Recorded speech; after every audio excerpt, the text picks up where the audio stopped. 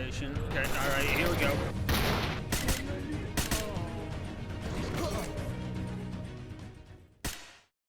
Welcome back to the last vanilla Stalker anomaly video. I am Brute. The reason this is going to be the last one is because we're moving over to Stalker Gamma. It's a mod pack that we're going to be playing on from the future on. And one of you who commented, shout out to Devin, said I should check out Gamma. So now we're going to do that. And I'll explain what Gamma is once I've made the video on it. But for now, we're focusing on the last bit of story left for Straylock. Last we had left off, we had shut off the Brain Scorcher. We're now able to travel further north without any immediate psychic danger. And our destination is Zayton in a cargo ship, and we're looking for a man known as the Beard. He is a contact of the Gatekeeper, and he may have some information, or had at least seen Straylock and his group of stalkers roll through. This is one of the more popular stops for free stalkers to hang out, buy food, drink, liquor, trade stories, etc. So we're heading to Zayton to this cargo ship to see what the Beard knows.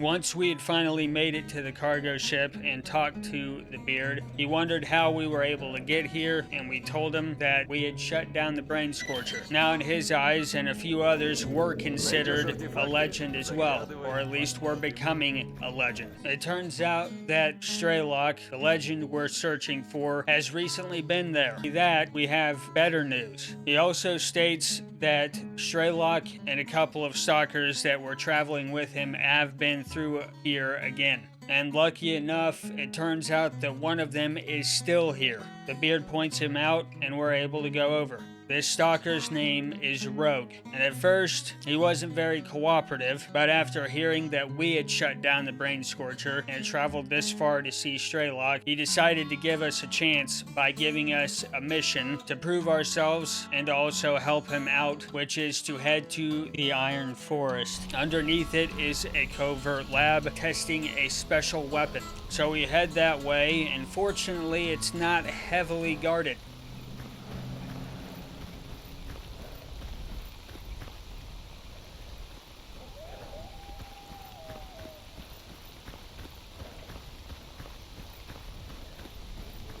There are already free stalkers up top, and it seems the only thing really here that stands a threat are a few apparitions. With the help of the free stalkers that were already camping near the jungle, we were able to quickly take them out. Now I can go down there and see if I can't find this weapon he's looking for.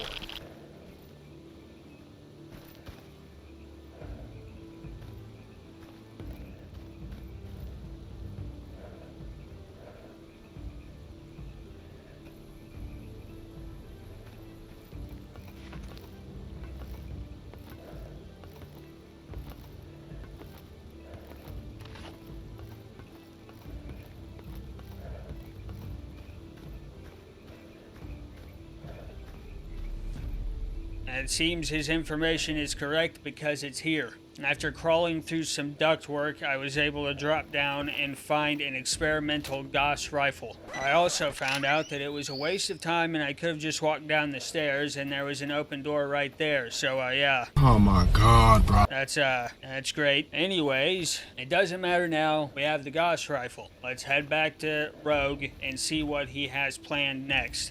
After handing over the rifle and confirming this is what he was after, he states why he needs it. It turns out that Straylock and Rogue and a few other stalkers that are heavily experienced are trying to get back to the center of the zone, but they have been intercepted every attempt. Now, of course, this normally shouldn't be a problem, not for people as experienced and as effective as these guys are, but it seems there's something weird going on with these fanatics, the Monolith. They somehow always knew where they were going and would always be able to intercept them, which was weird enough, but there was something else. One of them was different than the other Monolith. Rogue states that after being ambushed and losing a few of the stalkers that he was running with along with Straylock, they were able to actually kill quite a few of them. There was only one left standing, and this one was different. This is the one I'm going to call Big E. Big E is not a normal fanatic. He is much worse. That being because he is bulletproof, apparently.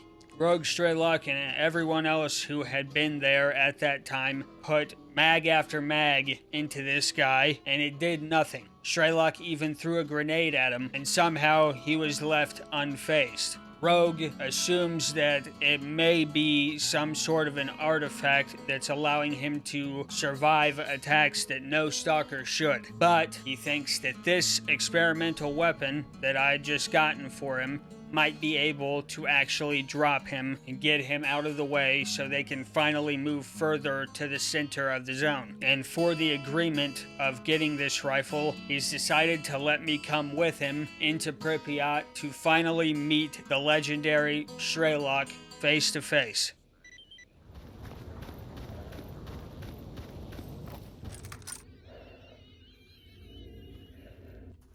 That's a pleasant noise to be hearing. This is a Snork, a heavily modified zombie mutant that wears a gas mask permanently strapped to its face. Its main form of assault is to run at you on all fours and leap at you using all of its body weight to disorient you and do damage. Oh, okay, alright, here we go. We'll run into a lot down here, and especially in Pripyat, where we're heading. Oh.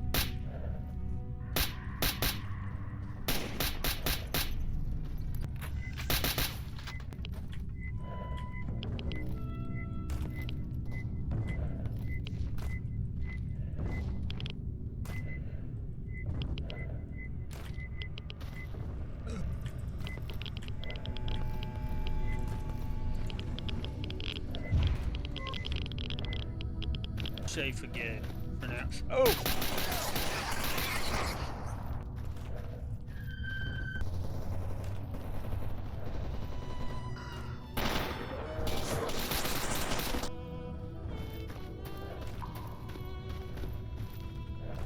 These guys, who are these guys?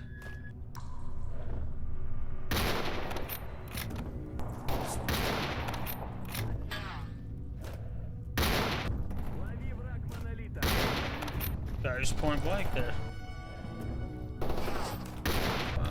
Whoa, they killed like a bunch of Snork in here. We are finally able to get into Pripyat through the underground system and go to the laundromat where everyone is held up. Alright, now where are we going? Oh, literally right here. Okay, cool. Ну, что расскажешь? Finally get to meet the legend. And here he is. The man I've been looking for this entire time. Nearly impossible to track. And after fighting through an entire army of Monolith, I'm able to finally speak with him face to face. Straylock confirms what Rogue states and wants to actually allow me to help him. Now I'm a part of his crew. After finally finding this legend, I now get to work out in the field with him. But first, we need to do a bit of reconnaissance. He tells me that I need to head to an underground lab here in Pripyat called Lab X8. Here there should be a few documents that could help with some information that Straylock needs for the up and coming skirmish with these Monolith.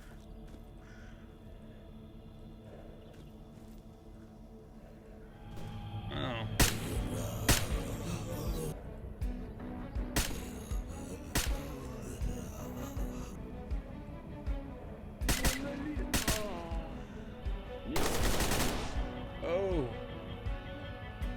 stand up for me just then.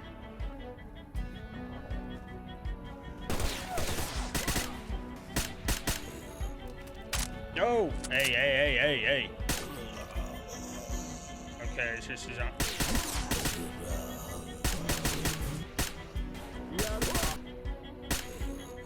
Someone with a, what is that, a VSS fighting out there? Oh. There's people fighting pseudo dogs a block down.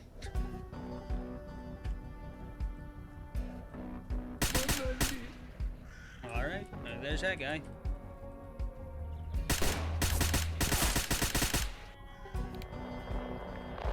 Right now, of all times, huh?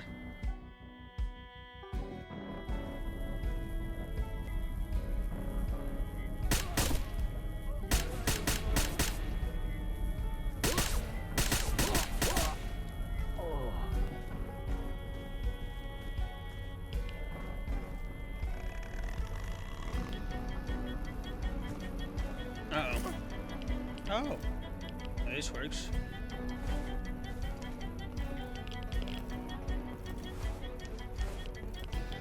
Gives me electric resistance.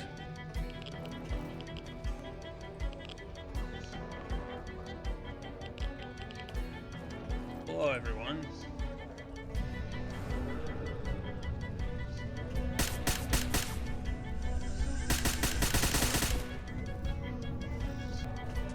This is a burr. Burrs use psychic attacks to defend themselves against threats. Because they are sensitive to sunlight, you normally only find them inside buildings or, more specifically, underground.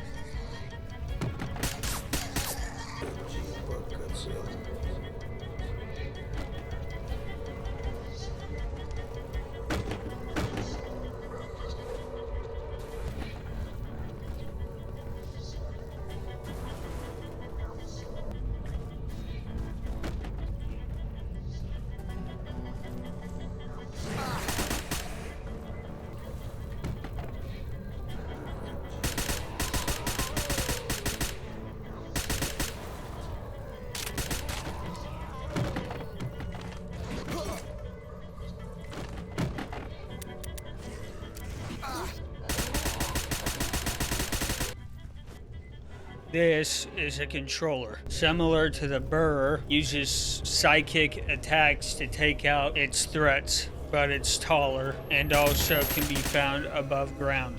Unfortunately, the other file never spawned in. No matter what I did, whether I reloaded the save or went back and restarted the mission, the file would never spawn. So I had to use a debug tool to spawn the file in. If your game actually works as intended, it should spawn in this flooded room here. Finally, after getting the documents as needed, I go and I talk to Stitch, who needs some army med kits. And unfortunately, I already was carrying quite a few, so I just tossed him mine. I already had them. And then Rogue asked me to take out a giant pseudo-mutant that was going to be in that general area we were going to have to fight soon.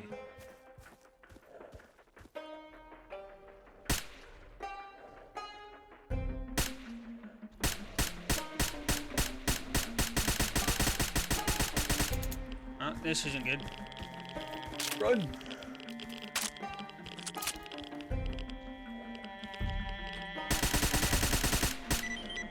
After 2 full magazines of armor-piercing 5.56, we brought the big bastard down. We head back to report to Rogue, and now it's time to talk to Straylock and let him know we're ready for the final fight. After getting everyone rounded up and ready, they gave me the experimental rifle. We fought through the first line just outside the laundromat.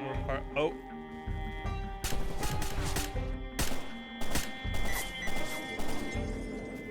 We pushed further into main Pripyat, the center of Pripyat, to fight the Big E and the remainder of the Monolith forces, at least in this part of the city.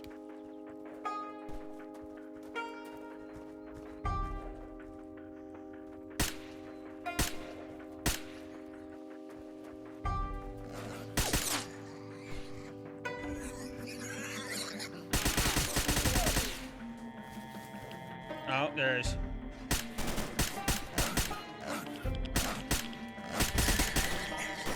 I don't know what's going on with those little guys, can't hit me.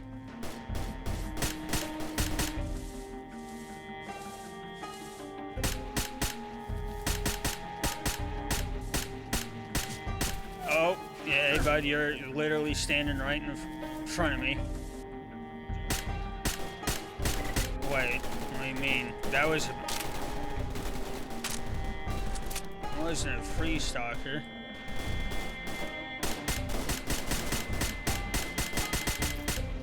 Oh, is that the big one? Yeah, you got in the way again. Oh, I got him. Oh, yeah. We were able to take the big man down with a few well-placed shots with the Gauss rifle, straight to the noggin. Turns out the suspicions were true. Not only was he in an exosuit, but he had a special artifact that made him more resilient to all sorts of dangerous things in the zone. Also, we got a few more rewards in terms of artifacts from Straylock for helping him. He then asked me for another major favor. He asked me to accompany him, Stitch, and Rogue into the center of the zone, CNPP. This is the Chernobyl nuclear power plant, the epicenter of where everything started here in the zone. This is where he can start to learn everything he needs to know, or at least attempt to. Agreeing to this, we went ahead and from right in the battleground that we just were, started moving north. Now, if you remember the bunker from the last video, well, this is much worse than that. There are a lot of monolith here, almost double the amount or even more than the bunker. This fight, though you are seeing, of course, the condensed version, took over an hour to clear. I ran out of ammo within the first 20 feet within the sarcophagus. I had to constantly scrounge ammo off of dead monolith to be able to keep fighting. And it's also a good thing that I had a stockpile of grenades, because without them I probably wouldn't have survived. And of course the help of the legendary crew that I was running with.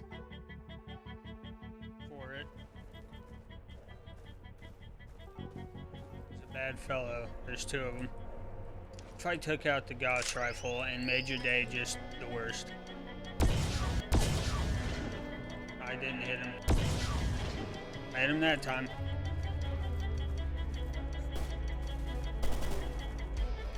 Yeah, watch out. Lightning Man's coming through. Oh, he's inside.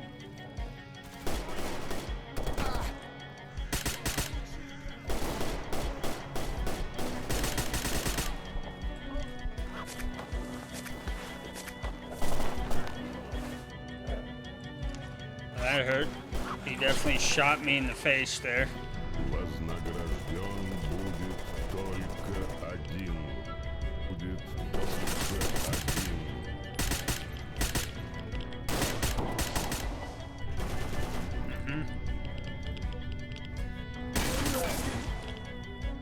Thanks, man.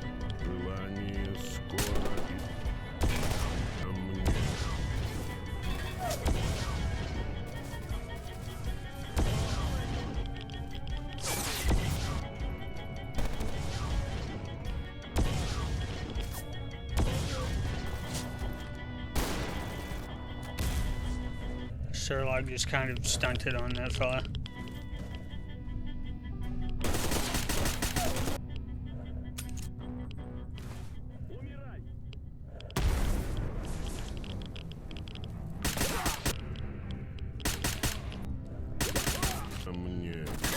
Shit. Sorry, fellas, just had to get a snack break in.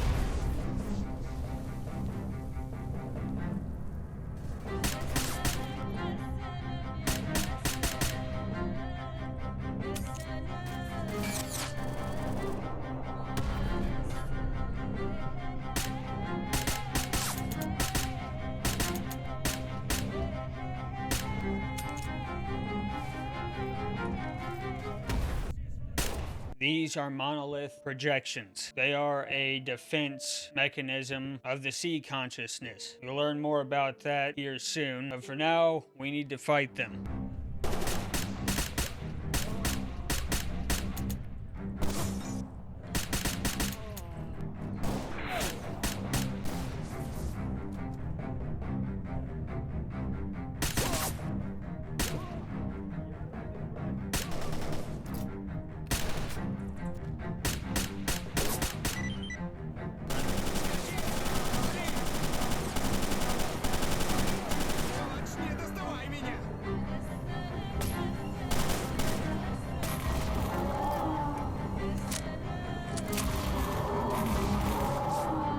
Finally, after a long-lasting battle, fighting throughout the sarcophagus, we made it to where we needed to be. The whole point of why we're in the sarcophagus, the epicenter of the zone, is for the long-sought-after Wish Granter Shard. Strelok had heard rumors of a monolith shard in the zone, and he knew that it was the Wish Granter Shard. He knew it was here. After giving it to Strelok and fulfilling the deal, he will now tell us everything we want to know so that we can report back to Sid. I asked him some questions like, what is the zone? What are emissions? What are mutants? And what are anomalies? His answer to that, in the most simplistic term, is that first everything was created from a group of scientists that melded their minds together, creating an artificial hive mind. They discovered a mysterious psychic field that enveloped the Earth. It was called the Noosphere. They believed if they could control it, they could influence the world's population. They wanted to remove all the bad, violence, selfishness from people's thoughts. Of course, no person can achieve that, not without taking away people's freedoms, of course. Of course, things went wrong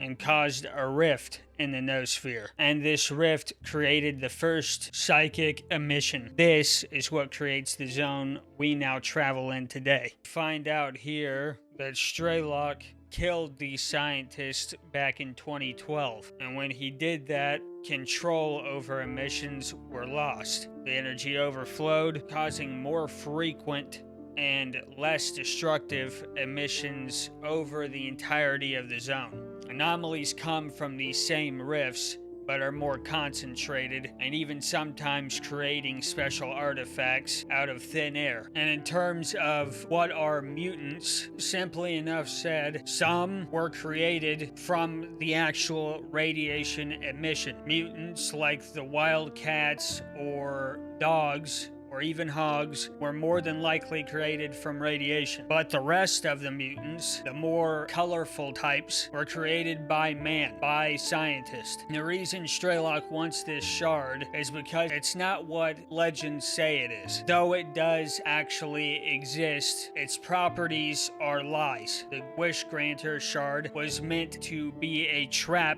for stalkers. The army of Monolith you see today, all of those people used to be normal stalkers like Strelok and Rogue and Stitch. But when the Sea Consciousness got their hands on them, they manipulated and changed them, brainwashed them, and even in some extreme cases, turned people into zombies, which is why we need to get rid of this shard. And now that it's in proper hands with Strelok, he gives us a final parting message by tossing a thumb drive with physical proof as to why you shouldn't come here and why the Wish Granter shard doesn't actually work or exist like people say it does. With this drive and all the information that has been given to me, I head back to Sid and reiterate everything Strelok said to me. And I also gave him the thumb drive so that there is now physical proof. So that way rookies that show up in this village looking for money or for an adventure, well, they won't go wasting their time rebuilding an army that was beaten down pretty badly just now. So that is the end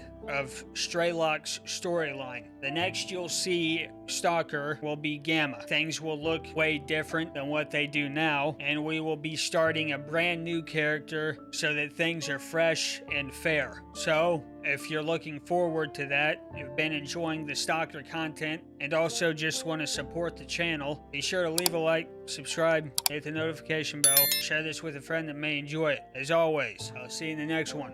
Peace.